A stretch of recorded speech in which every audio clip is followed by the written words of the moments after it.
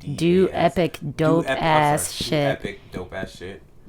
daily. Dead ass. So yeah, join our dead ass community and let us know how that's coming along. Look for merchandise coming up soon. Dead ass. Matter of fact, let me work on our merchandise today.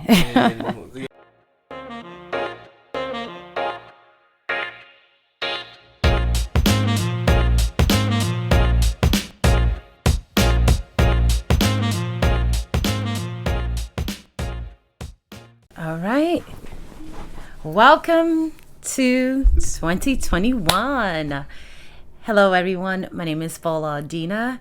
This is the Some Days Today podcast, and I am your host. And with me today is Mack and I. Not just today, but yes, every day is Mack and I. And this is the very first podcast episode for 2021. We're excited to get into it. Today is going to be, we did a similar thing in 2019 when we did a year in review. This is not going to be a full year in review necessarily. It'll be us just asking each other questions to see what our lessons learned were, takeaways, highlights, lowlights, etc.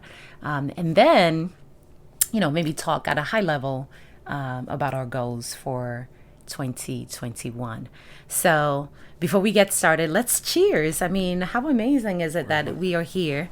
2020 is behind us. 2021 is here, and we're ready to take it on. That was actually supposed to be mine. This was actually supposed to be yours, the cup. What is it? So this is Building an Empire, and this one is Be the Girl That Did It. Yeah, but anyways, okay.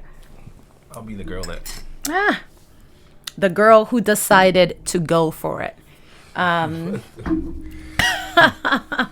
So, all right. So let's get started. I'm so excited. How are you feeling? So we are, what's today's date? Today is January 3rd and 3 days into the year. How are you feeling about it? Honestly, anxious. Anxious? Yeah. Okay. In what way? And why? Why are you anxious? I don't even know if I would really get into it at this point. I'm not. I don't think I'm ready to share all of my anxiety. Yet. Okay, well that's fine. But suffice to say that you're feeling a bit anxious. Yes. About it. Is that typical for you at the start of every year that you feel some sort of anxiety? No. Okay, so this year is just particularly filled with anxiety for you. Mm-hmm. Okay. What I will say is, for me in the past, and I think I spoke with you about this, I typically would feel anxious just because I would have in my mind a bunch of goals that I was looking to accomplish. But because in the past I didn't have a proven method for manifesting, the goals would seem out of reach for me. So they would seem pretty aspirational, but also maybe unrealistic. So I would have the goals because I knew that's where I wanted to go towards. But in my mind, I was already doubting my ability to bring forth those goals and be able to accomplish them. So typically I would be filled with anxiety because I was already in a defeated mindset. Not this year. And, I'll get into why I'm feeling pretty comfortable, pretty confident. This is probably the most confident I've gone into any year, which is interesting because there's a lot going on. So one could argue that there's a lot of chaos and flux in our lives right now. But I think all of that spells opportunity. And generally speaking, there's a lot of chaos before you take off. So it's a lot of noise. It's a lot of, just anxiety. You're building up a lot of energy. And now you've got to figure out how to channel it the right way so that you can take off. Regardless, I'm excited and happy to see what 2021 brings. So, awesome. yeah. So should we get started? All right. So I have a bunch of questions, and I know you have some questions. And the first is, overall, what are your thoughts on the year 2020?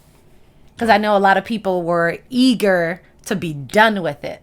It was full of promise. It was the year of perfect vision, like a lot of people said, and one nothing but cloud, chaos, and confusion for a lot of people. So what are your thoughts on 2020 when you look back And what are your feelings about the year? I mean, so if you've listened to some other episodes that we've had, you'll notice, you'll remember that we didn't actually have too big of an issue with it with the whole COVID situation and the quarantining situation when we first started. Primarily because we like each other's company, and we like the alone time. I know that there was a period of time when we started to get a little Antsy, a little like cabin feverish, and we wanted to get out, and so we did a lot of that. So I think we kind of bucked the trend. I know a lot of people really followed the rules to a T, didn't travel, made sure that if they traveled, they didn't take planes, they did everything that they were supposed to. But I think we're not Trump supporters, but kind of behaved like them in a way, because we just did what we wanted to. And I don't know that that's completely true. It's not completely true, but at the same time, it's a lot more than a lot of people did, I think. We were not as conservative. We were traveling. Yes, but we always took precautions, and it was always within the boundaries. What's the boundaries? Meaning when they said don't go out, we didn't go out. I mean, we didn't go out for a long time. And then when we could travel, when we could go out, we went out. But still, I know earlier on, I was just like, the first few days, I was like trying to stack. I thought it was going to be like the short period where you like have to, just hoard all the food. I was already thinking about end of days times, like all the shows that I like to watch where you got to be a survivalist and that sort of thing. But at the same time, I remember also a couple of days into it, it's like, oh, we need more of this food. We need more of this food. Yeah. So I'd always constantly go back in and out. Yeah. But for me, I think there is a level of, I know that there are a lot of people who lost their lives, and so it's terrible. Fortunately, we don't know anybody who have, or not too personal. We also, obviously, and we can go into this, also got COVID. Yeah. And, we got out of there and survived. So we're grateful for that. But I feel like there is a level of peace. Like, yes, I'm not able to see as many people as I could, but I also feel like there was also more of an effort to see people precisely because you were out, and it just caused everyone to simultaneously relax and take a chill pill. Yeah. And so you didn't have to feel like, oh my God, I'm not doing as much as everybody else. And you could all be in the same place and feel comfortable with the slower pace of life. And so for me, my reflection on 2020 is that, I appreciated this time out for the world. Yeah. Same. I mean, I think in addition to everything you just said, because I would agree with that 100%, I wasn't too worried about the idea that we would be home because we enjoy each other. I was actually really looking forward to spending more time with the children, because that was part of my goal for this year anyways, was to be hunkered down with them. So it's amazing how the universe sort of just presented us with a gift like that. We were home, we were supposed to be traveling with the kids, but still the ability to have them at home learning and be, have more opportunities to run into each other throughout the course of the day. I was very grateful for. But in addition to that, I felt like 2020 presented all of us with an opportunity to reflect and improve upon ourselves.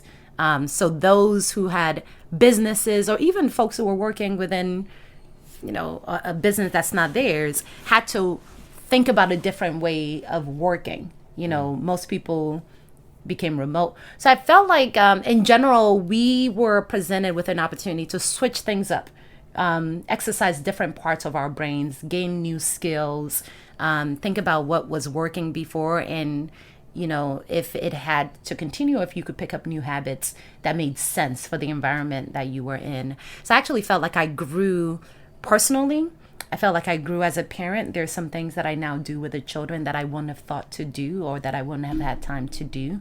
There's some goals or daily impositions that I put upon myself to become a better person, better parent, better wife, better business person. So I felt like overall it was an opportunity for me to pause, rethink what was happening, what was going to be needed for the moment that we were in, reskill, so picking up new skills to, number one, get through the moment, particularly within our business. There were a lot of new things that we had to learn and try out for the first time. But then also think about what needed to stick around once we got back into the new world. So I was always thinking about 2021, how would I look back on 2020 and would I feel like I took advantage of the downtime, the opportunities to improve and to be better? And I would not say that I accomplished that 100%, but I think I definitely, I think I did more. I think I opened up my mind more so this year than I would have or that I've done in the past. But I don't know. So that's my takeaway. Yeah, I mean, and I want to say a couple of things before we get off the topic. Mm-hmm. One is that, I definitely appreciate how you continue to push forward. Mm-hmm. There's a lot of things, different conferences, mm-hmm. Not conferences, webinars mm-hmm. that you put together and that you were pushing. That was, the audacity and the boldness of it was really cool. A lot of webinars you put together. You ended up, because of a webinar that you were asked at the last minute to do, you ended up being asked to do an article on Black enterprise. Mm-hmm. There is also just a ton of ways that that you were pushing in terms of the business and trying to get out there. So I think I definitely think you've done a real good job pushing. And one of the things that I want to say about this time, because I think a lot of people are being reflective and learning, hopefully growing, is that a lot of times they will tell you in order to grow and learn and listen to the universe is like you have to take some time out mm-hmm. for silent retreats or whatever. Mm-hmm. I think this is part of why that works, and part of why it also worked with COVID is that you're not dealing with so many different things, so that you can focus on the thing that you need to focus on, and the most important thing. It allows you to work on yourself. That said, I think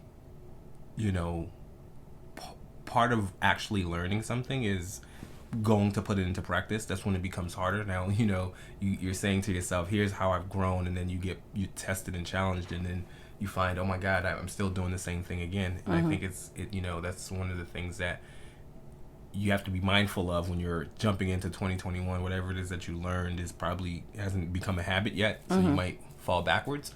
And I just say that because there is a lot of reflection. I know personally with myself, there's a lot of internal growth, and I think a lot of it I'll be carrying with me. But I'm wondering also, how adding in all of the activities of a world that keeps on moving in the same pace that it was before COVID, how that will, how the lessons I took away will, stay with me.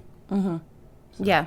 No, we can jump into that because that's actually one of the things that I want to end with on this for this episode, and hopefully we'll have enough time and we don't go too long on the earlier segments.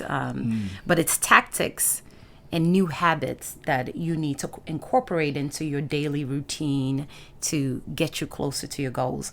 And the reason I feel comfortable with where I am right now with the audacious goals that I have is because I truly believe that it's your daily habits and your routines that are the game changer.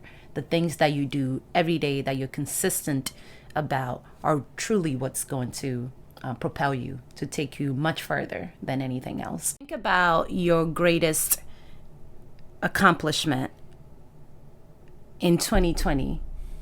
Outside of that, is what I want to talk about later, which is discovering the power of your mindset and your ability to actually control it within a fairly short period of time so that you can regain control.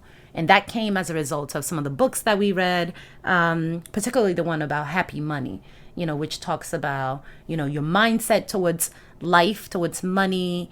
And the more abundant you think, regardless of money, the more abundance you have in life. So we can talk about that, but that's probably something that I'm also quite excited about. Yeah, the only thing that I guess I can say that I'm, that felt really good was getting braces for my kids. Mm-hmm. That was one of the goals that I had this year, and I eventually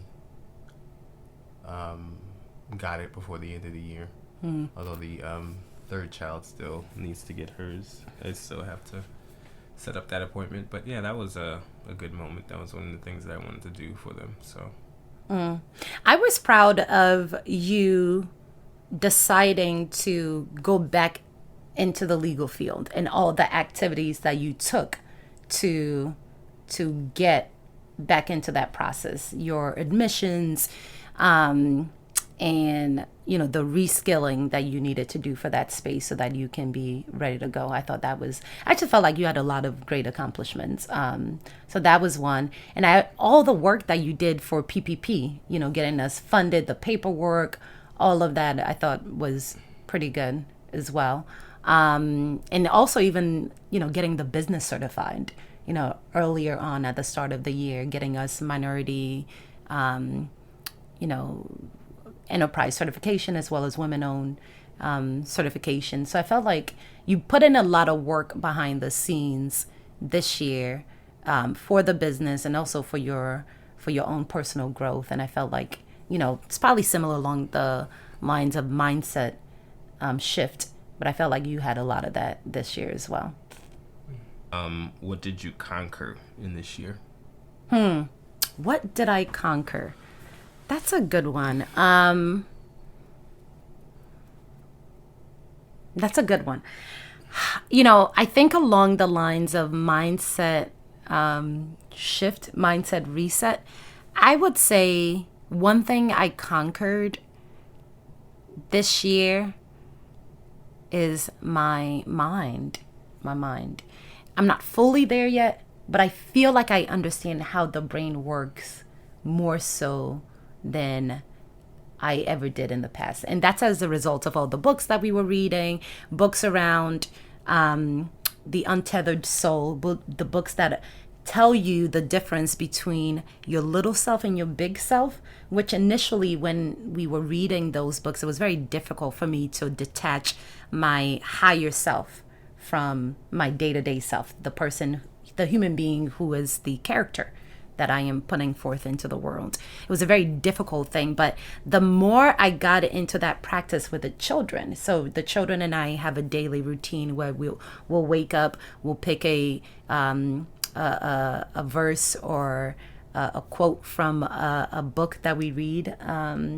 It's a daily calendar that gives you daily inspiration. It's called You're a Badass. So it'll give you some sort of inspiration or quote to really meditate on. And a lot of it had to do with mindset once again, because I think that's the biggest challenge that we need to overcome when considering where we are, where we want to go. It's always about your mindset. And once you have the right mindset, the solutions then come through. But when I talk about conquering my mindset, it's about finally understanding and being able to really feel my little self when I'm in that space and my big self. And that was such a major accomplishment for me because now I realize that my brain, which I attach to my little self, does not exist to serve me the best answers in any given situation. What I realize is my brain exists to conserve energy. That is the reason why it'll give you shorthand solutions to a lot of things, but ultimately your brain aligns with your mindset. So if you wake up and you think it is the worst day ever, your brain is going to be like, you know what? Yes, master, it is the worst day ever. And let me tell you why it's the worst day. It's raining outside. You haven't paid this bill and that bill. Like it'll corroborate. Your brain exists to corroborate whatever mindset you've set the stage with, right? And even in corroborating it, in the past, I would think, well, my brain came up with this. So it's the best I got. My brain is very smart. I think I'm very smart. But no, it's not giving you the best answer. It's not even giving you remotely anything that's well thought out. It's just giving you a script to fill. It's giving you an answer to fulfill the script that your mindset is laying out. Essentially, is the best way to do it. But the minute you shift your mindset and say, "Oh no, I can do this," your brain is gonna be like, "Oh yes, no, this is why we can do it." I thought the brain was the leader and the body followed, but in fact, your spiritual self, your soul is the leader. That's always the level that you're aspiring towards. Then there's your mindset. Your mindset is sort of the environment that you're creating for how you're going to show up in the world. And then your brain gives you the tools to show up the way that you've decided you're going to show up. So I felt like the question is, what did you conquer? I felt like I conquered myself. Because last year, I think I realized, not last year as in 2020, in 2019, there was an episode that I did when I realized that the ego was the enemy. When we used to talk a lot about the ego, we would say your biggest challenge is trying to figure out how to wrestle your ego and yourself down. Because I knew that my thoughts and my actions were in opposition to where I wanted to go, what I wanted to do. So I just assumed that there was some sort of wrestling down on a daily basis. I'm going to have to defeat myself, which exerts a lot of energy. And sometimes you don't feel like fighting yourself continuously. But what I learned is it's a mindset shift. That's it. It's a mindset shift. It goes from I'm tired, I want to stay in bed, to I'm energized. I'm working towards something. So you just say it and then it shifts.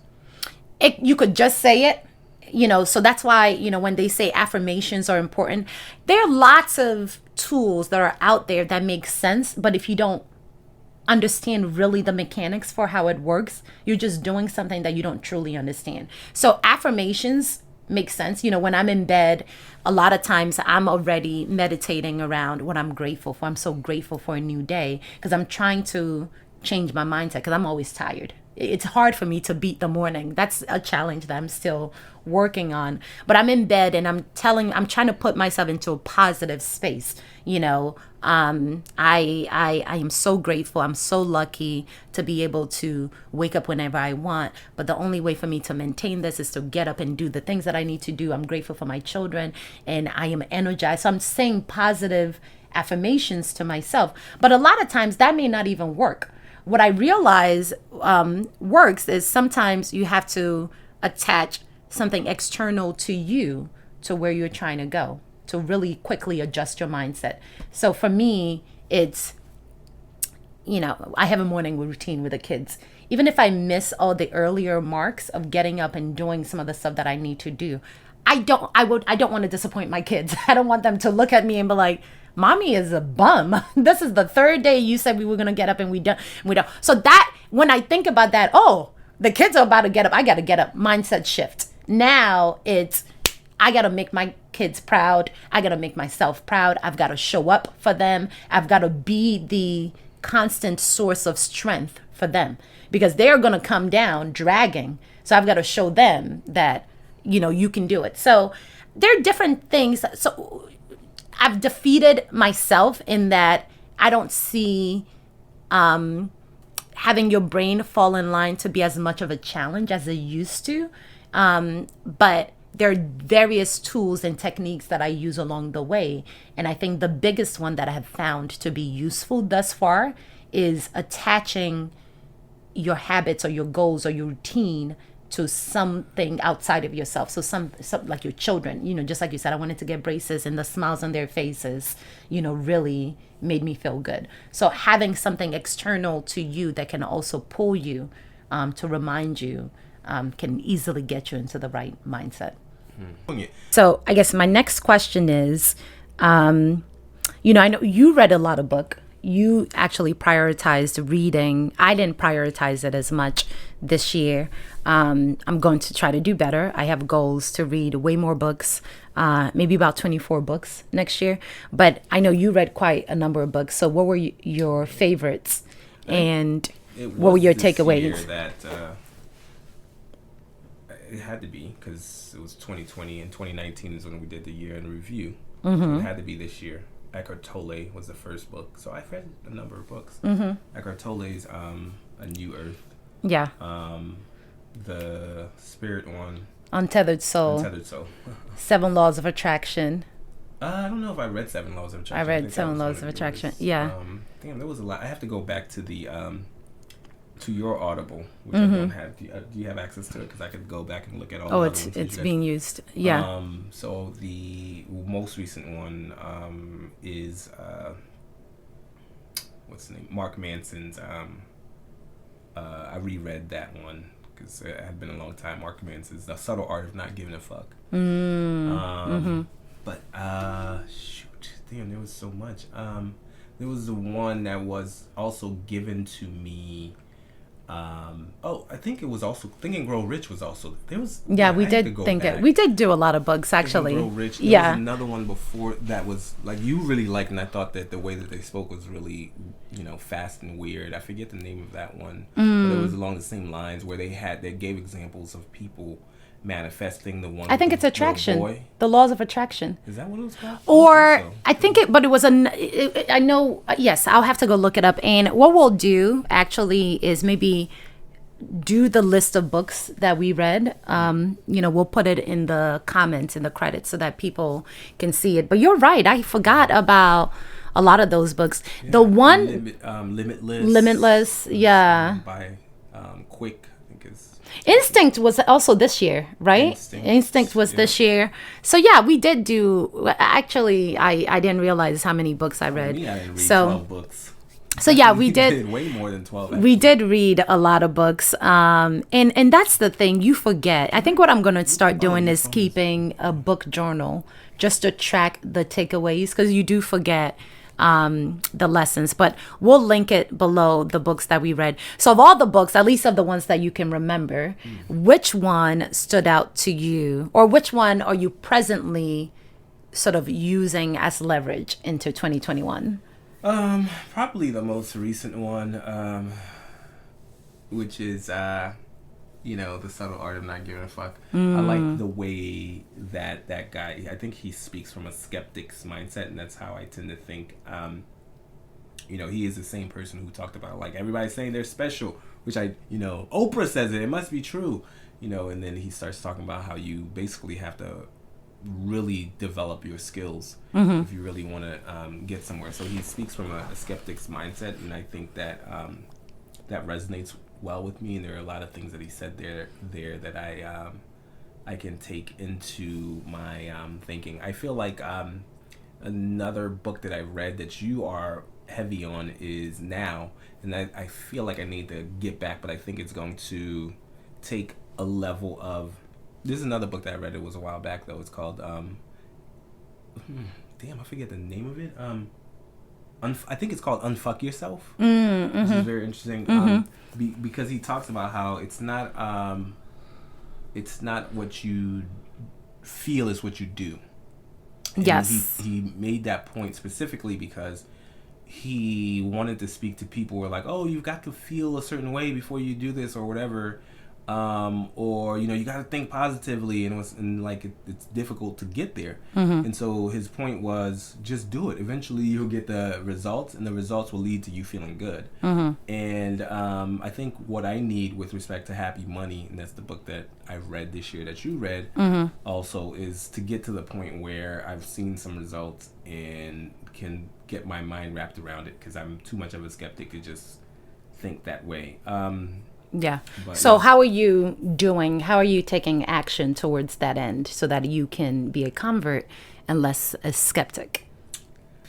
I'm just continuing, man. Like, just taking steps. So you're saying money having it, not having enough, running out of it, it's a huge anxiety for you.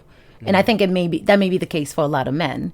But I'm just saying, part of the reason why it's an anxiety for you is because you're preoccupied with what is the worst case scenario. So if you actually took yourself to that space, the worst case scenario, and you either were okay with it or you found resources to leverage if the worst case scenario were to happen, you've somewhat relieved yourself of that anxiety by having a pseudo plan in place. And the reason why it's important to address your anxieties is because it's kind of your brain, once again, is there to serve you, but it's looking to conserve resources. So anxieties, fears, to me, are kind of like pop-ups. On a computer, you have a CPU. Your computer is as powerful as it needs to be regardless. It's going to look to solve problems. However, if random viruses are on your computer and they're popping up, number one, they're a huge distraction, but they're also sucking up a lot of energy from your computer. So the things that you need to conserve your energy to do is being taken up by a bunch of randomness that is not serving your end goal. So if you were to see your anxieties and your fears as things that need to be tempered, as well as maybe even neutralized, then you can devote the energy to do that so that you can use as much energy as you need to take you towards where you want to go. So that's why it's important, I think, to address the anxieties and the fears so that you can truly then leverage the resources you have, which is your brain power, for the things that actually matter. That makes a lot of sense. Maybe we should do an exercise on that. All right. Very good. So the books, so you and I read similar books. The two that I would say, from what I can remember now, since I haven't gone back through the list, the two that I can say have been the most impactful are, Instinct was huge. When I started 2020, Instinct was the book. I mean, I read it. This was by Bishop T.D. Jakes. And it's a book that served me well because my word for 2020 was obedience, obey your instincts. And this book really just talked about tapping into your instincts and really allowing it to propel you towards where you want to go. And that really was a game changer, and was a massive book for me coming into 2020. So I would highly recommend that. And then you actually read the book Happy Money. You have a different experience with money than I do, but that's not to say that I don't have hangups around money. I think all of us, most people do, just based on how we've been trained and reared and the role money plays in our lives. And in reading that book, it helped me understand that money is essentially energy. And how I'm going to describe it is anything we do from a positive, that is positive, it can help you generate energy. Energy is just a physical form of all the good energy that you've generated, either through doing good, bringing about solutions to other people's lives, inventing an application, whatever energy you are creating, there's potential in it to be converted into money. So what that means then is money is not necessarily the end goal. It's a way of keeping count of all the positive energy that you've been generating. So if you are sowing into people's lives, if you are creating a company, you may not see the money, you may not be able to convert it into money right away, but when you need to, you can. And also, that money as reflected in your bank account is really just another way of representing all the various things that you've done, in the past, which is what's in your bank account. But I guess what I'm saying is focus less on acquiring the money, focus more on the energy, the good energy that, and also the frequency, or is it the velocity that he said? The higher the frequency of the positive actions that you're taking, the greater the possibility of being able to convert it into money and more money. And I think once I understood that, and I know it's very hokey pokey, so, and I'm probably not doing a good job of explaining it, but once I understood that money in and of itself is not the end goal, and I'd known that in the past, because, money is a utility. It helps us accomplish the things that we want.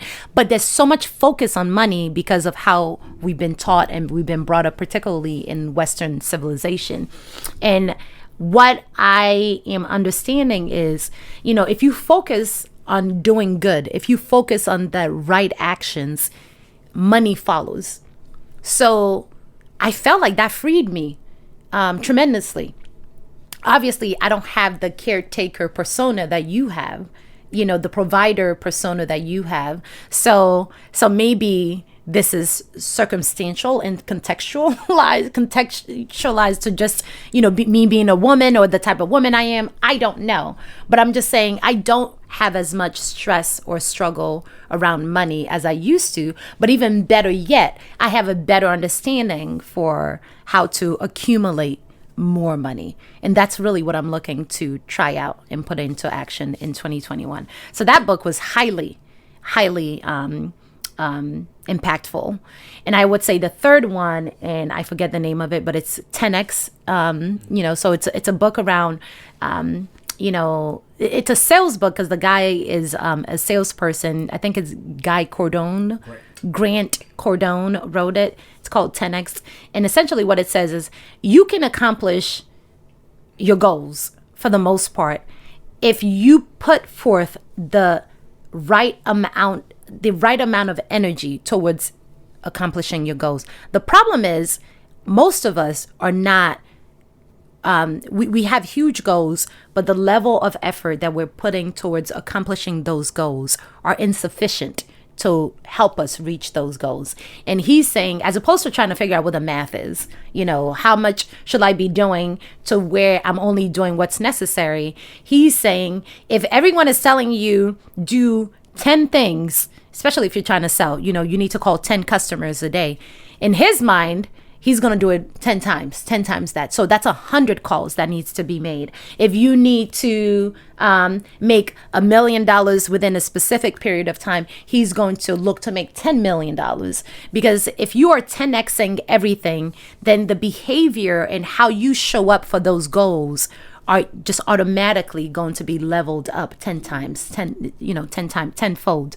And when you're doing that, success is almost guaranteed. Not that it absolutely is, but for the most part, it's kind of like when they say shoot for the sky, and if you don't make it, you'll be among the stars. It's essentially the same concept. So for me, I've always been a numbers person anyways, where I've always felt it's just a matter of the numbers. But I think that confirmed it, but also opened it up and expanded it into other areas of life that I hadn't really thought about. So that is definitely a book that I'm also taking with me to 2021, which is 10X. So watch out. Yep. So those are the books. All right. I guess my next question to you then is, what was your biggest surprise of 2020? Either positive, negative, neutral, just something that you're like, that's interesting. A big surprise. Do you want me to go? Sure. Okay. Matter of fact, we probably should go first on all the questions. On all the questions? Okay. I haven't thought of any of it. So I don't know because I haven't done a full inventory of the year. So it's hard for me to say whether or not this will truly rank as the biggest surprise. But I will say one of the huge surprises is that, you know what? We got this. And when I say we got this, I mean, no matter what the world or the universe or our circumstances throws at us, I feel like we can handle it. And the reason why I'm saying this is 2020, obviously for everyone, has been a shit show of a year for a lot of people, because plans were not realized or implemented as were imagined. But that's not to say good did not come out of it. So maybe shit show is not the best phrase or the best way to characterize this, but it wasn't ideal. So we started off the year having to shift and adjust in so many different ways. The money that a lot of us were planning on did not come through. The clients that you were we were down to one income. So some of the things that the momentum that we were looking to pick up did not come through. And then on top of that, we picked up additional expenses, from trying to run the business, from trying to set up the podcast, buying more food for the children. There were additional things that we had to figure out how to make happen. And then on top of that, you injured yourself. So you ended up hurting yourself, hurting your knee, which required surgery. And beyond, just the money or whatever was associated with that, I think just the mental wherewithal to focus our energy on the man is hurt. That's going to take our focus from all the things that we were doing or trying to do. And now we've got to focus on the reality of he's got to get better, and needing to shift, needing to ask for help when people reached out to see if we needed any support, and being able to just maneuver. But ultimately, you and I don't think either of us have had any major injury or health issues since we've been together. Not that I would say. And this was something that, initially when it happened, I was like, oh my God, what is this going to mean? But whatever was necessary to bring to the fore to get it done together. Of course, the bulk of it was on you. But ultimately I felt like we got through it. You injured yourself, major knee surgery, probably not ideal. It definitely was not ideal. It happened. We would have preferred for it not to happen, but we got through it. And then not long as you were recuperating, we all got stuck with COVID. Like we all got COVID. And once again, I remember waking up, my lowest moment this year was probably waking up on Amy's birthday. My daughter's birthday was supposed to be her 10th birthday. We had planned certain things to take place. The whole household was sick. None of the things that we had planned could work. And we had food, just things that were going to waste. And once again, I had to, just think, wow, this moment is heavy. I remember feeling like this was a huge moment. I could feel the weight of it, but feeling like we don't have to do whatever is necessary to remain in good spirits for the girl, for Amy, but also to survive, to make sure that we don't become a statistic. Whatever needs to be done, we're going to have to be ready to do it. And I felt like we got through it. We got through it. And then subsequently, there've been various, health sort of discoveries as it pertains to me that we've had along the way. And, I've had to show up in whatever way was necessary to do it. But I guess my point is this year, health-wise, and just in general, I feel like we've just dealt with a lot of things being thrown at us. Now, that's not to say a knee injury, COVID and us surviving COVID, and even my mom going through the issues that she had when she was going through her COVID battle as well, or what we believe to be COVID. The point is that there was a lot thrown at us. And these are the things that I dread. I talk about how to help me with my anxiety, I take my place to the worst case scenario, and I always try to play out how can I handle it. And even in thinking about that prior to, these are the things that I dread. What happens when something all of a sudden happens to your health? Someone is hurt, incapacitated, whatever it is, now it's going to shift everything. Am I able to do it? Or do we have the wherewithal to do it? And looking back, I feel like we got this. To me, I am very grateful for having experienced it, or like gotten a taste of instability, and feeling like, okay, yeah, I feel like we can make it work. So for me, that was probably one of the the surprise, the bigger surprises, is feeling much more confident with the idea that whatever is thrown at us, we can probably conquer as a team. So, yeah. I think that was the biggest surprise, is feeling like we got this. You know, I mean, like, once again, a lot of times we live and we're like, I don't know. I feel like theoretically we could get it. I don't know. Do we got it? God help us. You know, it's always God will help us. But not to say that, obviously, you know, God, the universe, our family, our network, the resources we have are contributing to being able to get it. But I feel comfortable that if anything were to happen, I feel like we have whatever is necessary to go through the storm, and we will come out on the other side. Yeah. So, if I have to answer that question, I don't necessarily think that I have too much as far as surprises are concerned. But if I had to answer, it'd probably be that when my brother was admitted to the hospital, because he also, I actually, gave it to him? Yeah, I passed on the COVID to him when I went to visit him. And, you know, for me, it was just not that big of a deal. Like, for you, it was, like, a lot more lingering. But even then, like, I never felt like, you know, you had fevers and stuff like that. I never felt like there was a need to go to the hospital. We had our little oxygen measure on your finger thing that we bought. That was one of the first things we bought, because, you know, you just definitely want to make sure that it doesn't get under 95. But yeah, I mean, because he stayed with us for a little bit, and then he started feeling better and went back home.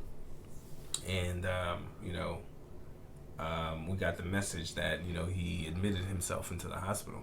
I was like, oh shit, wow, this thing might be really serious. But ultimately, you know, I think he wasn't exhibiting any kind of real, I guess, signs that they would take at that hospital to keep him, so they left him, which I think is probably a good thing. Like, a lot of people who end up on ventilators never make it out.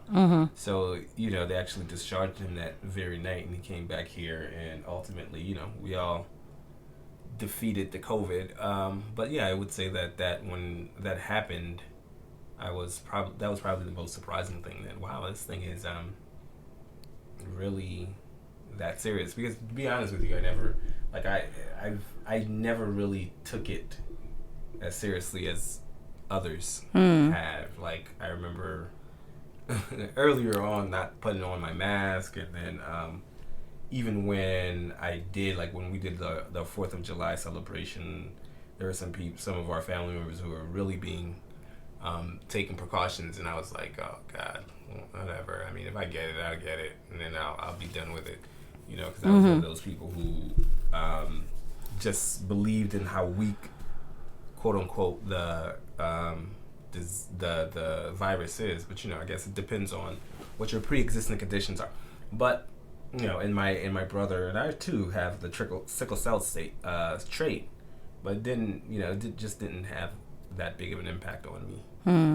But yeah, that's my answer to it. Is just that realizing how serious yeah the virus truly was, the COVID virus, because it came close to home with your brother. Yeah, very good. All right, my next question is around habits. So if you were to think back to 2020, obviously we didn't accomplish all our goals, but, you know, there were some things that we accomplished, some lessons that we learned along the way. So when you think about the habits that you put to play in 2020, or maybe the ones that you've learned that you now need to sort of leverage for 2021, what were those game-changing habits for you? These things seem so sweeping. I say game-changing. You could say, you know, one that you're like, you know what, it's a good habit that I'm going to continue to do. Something that I always wanted to do, that I started doing and I want to keep doing, is waking up at 5 in the morning, getting sleep, 8 hours of sleep. So, you know, actually forcing myself to go to sleep at 9, which is a very difficult thing, especially since I also don't want to do it in the weekends. I want to be able to stay up for whatever reason. I like being able to stay up, but that messes with your circadian rhythm. That's what the term is. But like if you're sometimes going to sleep late and sometimes not, it probably doesn't allow you to establish normalize. That pattern. Yeah. So, but definitely continuing to try to maintain 8 hours of sleep. I actually also just recently bought Onnit's Alpha Brain. This is something that I've seen people talk a lot about on Instagram. I don't know if you've ever heard of it. It's like they're supplemental pills. What's the name of that guy? Rogan. He has a Joe podcast. Rogan. Yeah. And so I tend to, I think he's somebody who's very discerning, and he does his research, and he gave his recommendations. So I was like, let me check this out, because I want to make sure that I am of full capacity, which includes sleeping and waking up early to get things done and all that other stuff. So I want to make sure I'm operating at full capacity so that I can meet my goals. So those are two things that I want to make sure that I keep practicing. Also, I want to continue to keep practicing, thinking positively, because I think that's also a habit. So, continuing to do that. And, those are the three things: waking up early, sleeping early, or getting at least 8 hours of sleep, and then, practicing, thinking positively. Yeah. So those are all great habits, and I will probably try to leverage those same ones as well in 2021, because I think they're all important. In addition to that, for 2020, the ones that I found, the one habit that I found to be a game changer, like I said, is scheduling your day. I've been talking about how I believe, at least my brain, so let me not generalize it to everybody. Bola's brain does not always serve Bola the best way possible. So for me, my mindset is something that, of course, I need to work on. But what allows for me to kind of defeat the morning, which is really what I struggle with, is having a routine. So as you mentioned, getting up at 5 a.m. For me, after that, I get up, go straight to the shower, take a cold shower. We've talked about the reasons behind the cold shower. The reason I take a cold shower is really just to make sure that I'm starting my day off right. By challenging myself to do something I don't want to do. There's no real benefit to doing it, but I do it anyways because of the discipline and enduring discomfort early in the morning. So I force myself to do that. In addition, it just wakes me up right away. So I do that, and then after that, I just want to quickly say I am doing that as well, but definitely it's not something that I think that I'm going to keep doing. You're gonna stop doing it. My goal is to do it every day in 2021. Take a cold shower. Because I want to get to a point where, once again, like those viruses where ideas come up, you should do this, you should not. I want to preserve and conserve my brain's energy as much as possible so I can then devote it to true problem solving. So if I can figure out a way to schedule my whole day, right now, if I'm getting up at 5 a.m. consistently, by the time I'm done with a shower, I do some work in the morning, I get up, and then the kids get up at 7:30, we do yoga together, we do daily inspiration, and then they leave. I have my first meeting at 9, followed by another meeting at 9:30. By 10 o'clock, in 5 hours, my day is pretty standard, it's scheduled. It's like clockwork. I'm just going from one thing to the next, and I've found that I'm actually very effective, very productive. Some of the things, with my business, one thing that I'm working with another partner on is, positioning ourselves to be considered for supplier diversity, to working with larger companies for certain things. So we've been scheduling we've been going on different sites to sign up for these companies, putting together our capability statement. These are things that I've wanted to do for the longest time, especially leveraging our certification that I've just never done. But that 30-minute forces me to do it. So I just think if I can now schedule if I can schedule 10 hours where it's routine, not that the activities are not changing, meaning what does, but the block of time is specific to a certain activity every day, I feel like that will get me much further ahead to where I need to go. So scheduling your day to me is one of those game changing habits that I fell into in 2020. And it's just been amazing because my brain is on autopilot. So at that point, I'm not even asking, do I want to do it? I mean, yes, I don't want to do it. But a lot of times, once again, because I also attach these goals, these activities to other people. So I have to show up. I have to show up to my morning yoga with the kids. I have to show up to my 9 a.m. meeting with my, with the person who works with me. I have to do the 9:30. So if I'm able to really get a good 10 hours every day where everything is scheduled and I'm showing up repeatedly, I feel like I have a better chance of making progress towards my goal. So that's one of those things, game-changing habit that I'm taking from 2020, scheduling your day. So yeah, I found that to be very good. Nice. Yeah. And then I guess along those lines, what new habits are you looking to institute in 2021? Particularly as you think about your goals and wanting to accomplish your goals, whatever those goals are. And we haven't talked about them, but what habits are you looking to institute in 2021? So same ones that I have been doing and continuing to do, and I think also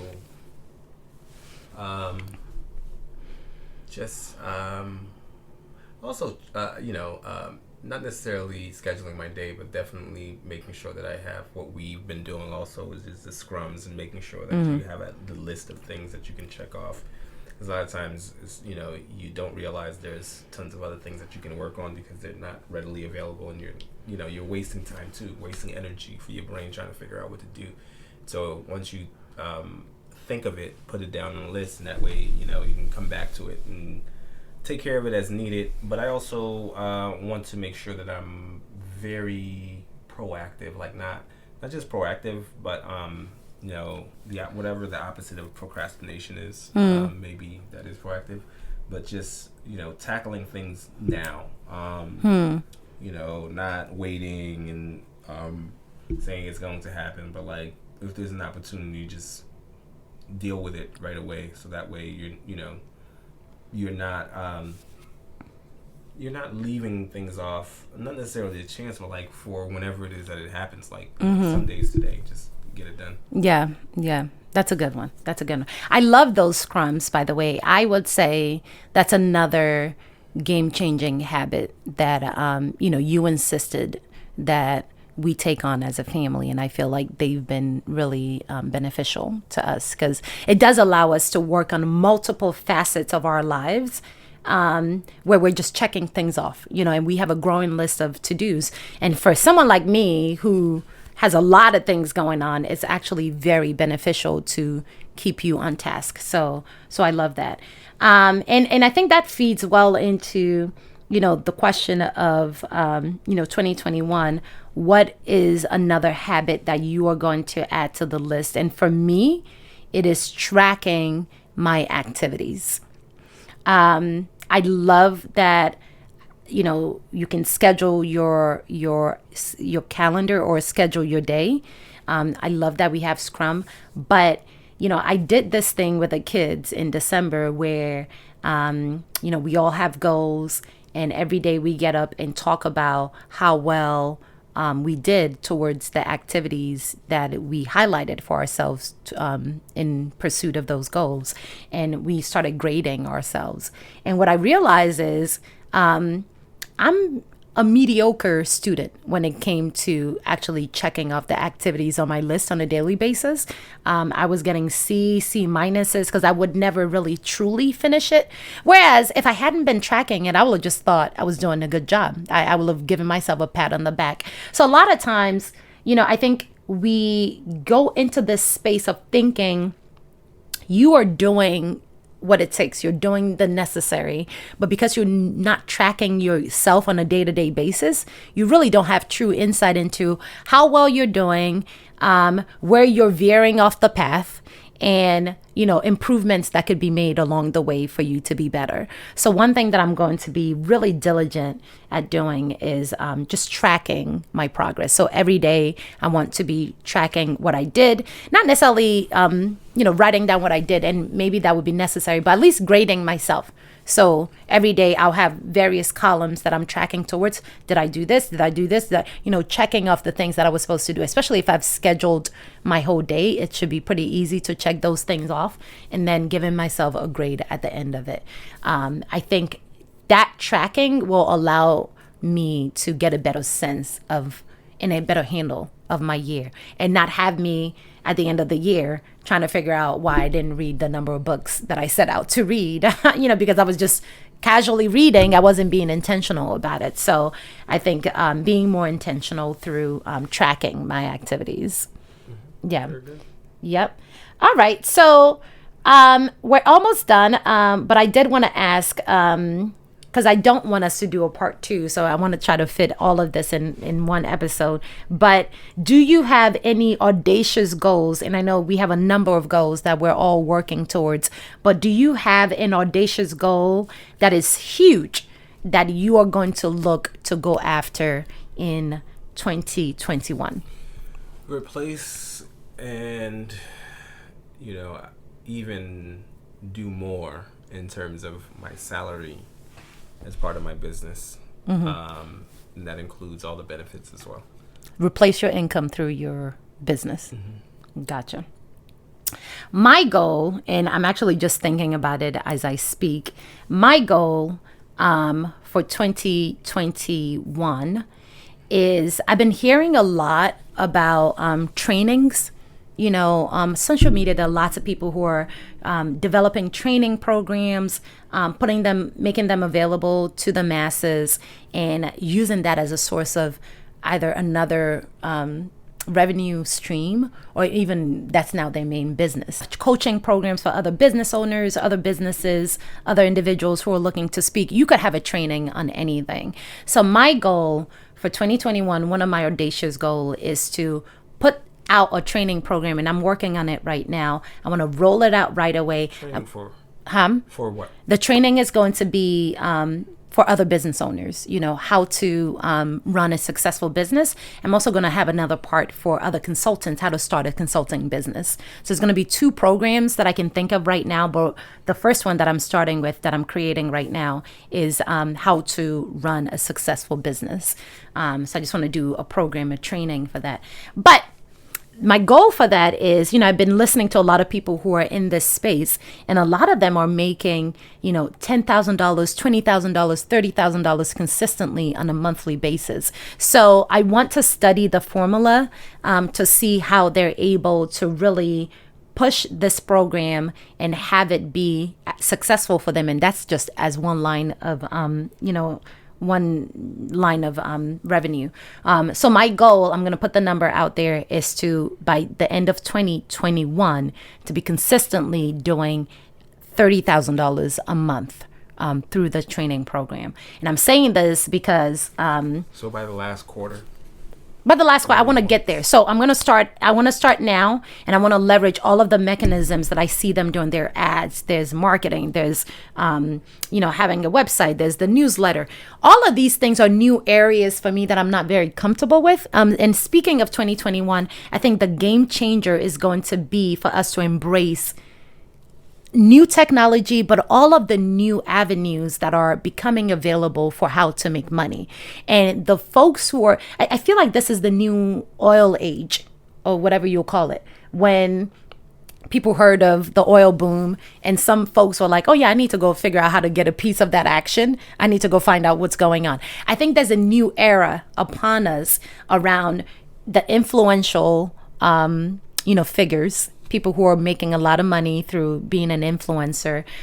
There are YouTube opportunities that people are learning. There's the e-commerce that people are doing. There's the programming. I mean, there's just so many things that are becoming available now in terms of how you can make money, different ways to piece together an income. And a lot of us are not very familiar, comfortable with it. We don't know enough about it because we're so used to what we've known. So I've heard about this space for a long time, but this is the year that I want to understand it, not necessarily learning it, but I want to execute in this space and see if I can get myself to that level of revenue by the end of the year. So that's one of my big audacious goals. I also have a goal to write a book of some sort, either a manual or book, something. So that's something I'm going to be working on as well. But I have plenty of other goals that I'm working towards, but those are the ones that I want to share at the moment. So, all right. Well, as we wrap up, my last question is, when you think of 2021, similar to how we got to the end of 2020 and we look at it and, there were some things that surprised us. What do you want the theme of 2021 to be for you as you look back?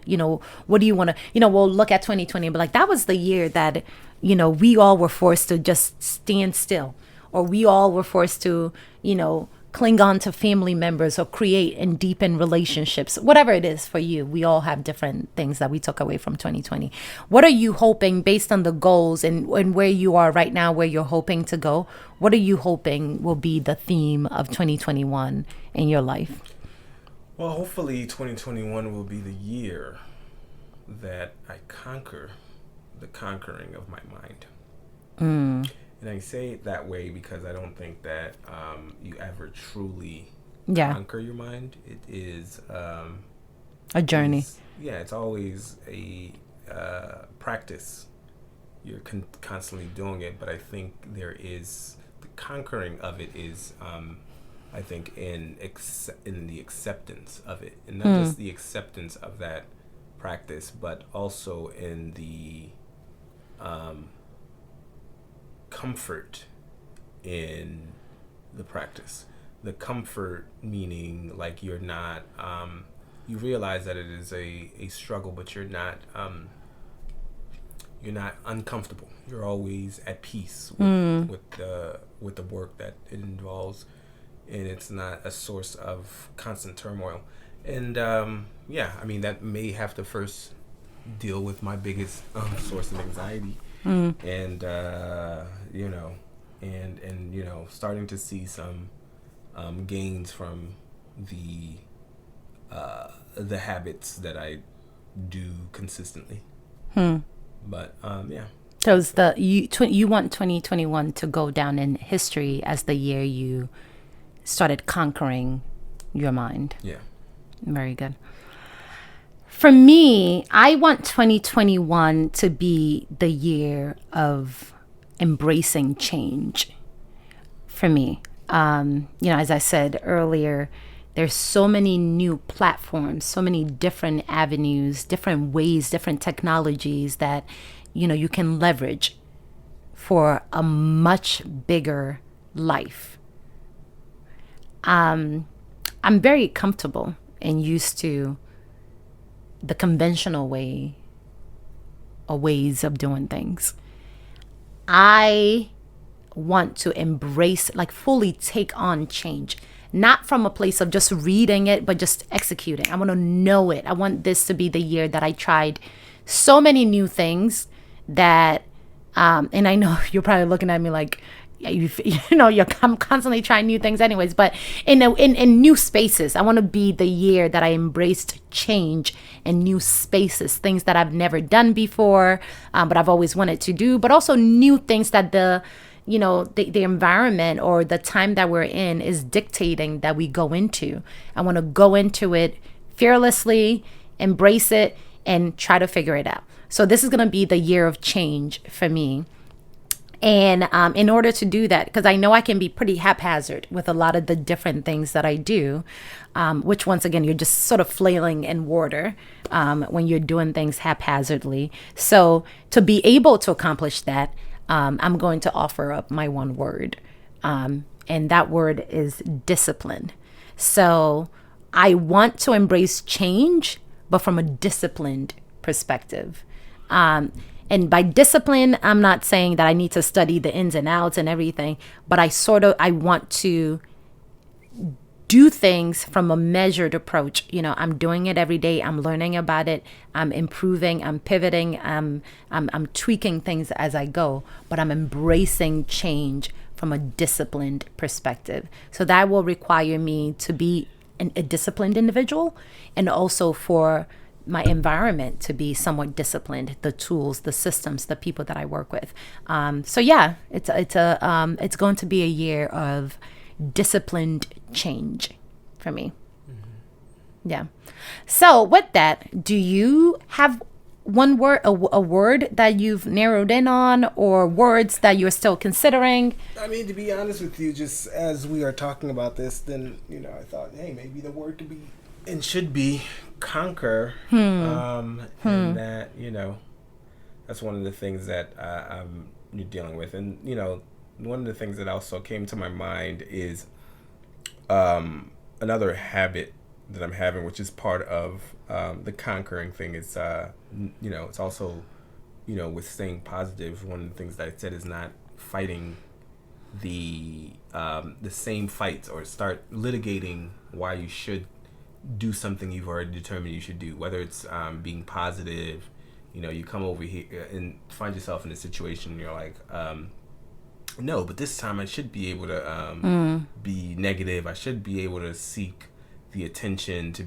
to feel entitled and all these other things. And I think it's very important to know what you've decided, and then continue to stick with it, because yours is to do, is to serve, and you should be okay with that, because then it gets you from sitting there in your own head trying to justify things to being like, all right, I gotta just go do. And so that's part of all of those things are floating around in my mind. But I think for me, the conquering happens when I stop trying to relitigate and start building the habit of just doing and finding it to be easier for me to do, or finding it to be routine for me to swiftly shift into that. So that's what so I'll say conquer, just to guide myself whenever it is that I feel like I am not conquering my mind. That's good. Very good.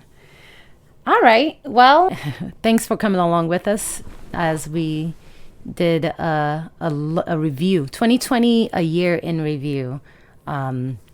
So we, as always, please click subscribe, share, like, and comment below, because we really do want to grow this community, and we appreciate your comments, your feedback, and you really just coming along with us. We're excited for what 2021 is going to hold, because I really think it's going to be a game changer year for us, just given the mindset that we both are cultivating and the tools we have at our disposal, and also the opportunities that are available to us now. I think 2021 is really going to surprise us in a lot of good ways. So I'm eager to see what takes place. But until then, please continue to remember some days today and live your best life starting today. And remember, dope ass shit, dead ass, do epic dope ass shit, epic dope ass shit daily, dead ass. So join our dead ass community and let us know how that's coming along. For merchandise coming up soon, dead ass. Matter of fact, let me work on our merchandise today. And the other one, we had another one, right?